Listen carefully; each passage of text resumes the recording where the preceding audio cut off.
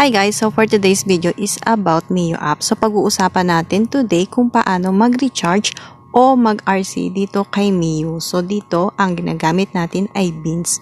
So yan, may dalawang option dito ng pagre-recharge. So ituturo ko sa inyo kung saan at paano tayo makakamura ng pagre-recharge ng beans dito kay Mio.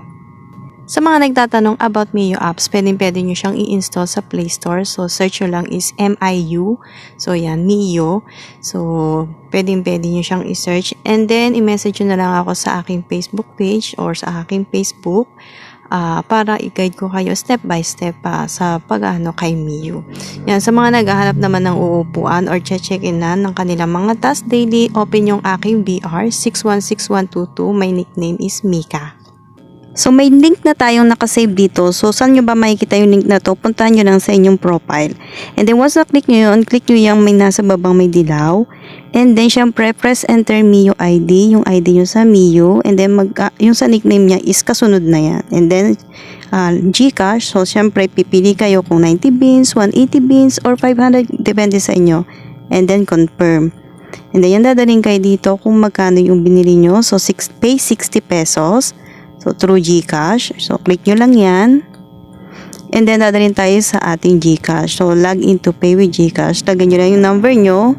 And then, next.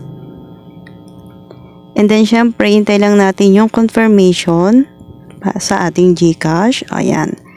So, lagay lang natin siya.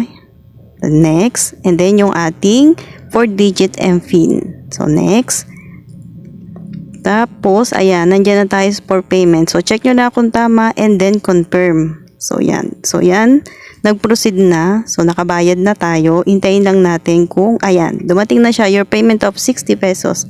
So, click lang natin and then check natin kung dumating na sa ating Mio apps. So, check natin yung message ni Mio. So, ayan, makikita nyo, your golden beans have arrived and successfully recharged 90 golden beans. So, yan, dumating na yung ating 90 golden beans na bili for only 60 pesos. So, yan, check natin. So, yun yung aking golden beans. So, yan, dito naman sa pangalawang option, ito, medyo mahal-mahal ng konti. So, nawala. So, balik tayo. Click natin yung recharge. So, yan, makikita nyo, 70 beans is 60 pesos. Samantalang yung binili natin is 90 beans 60 pesos rin.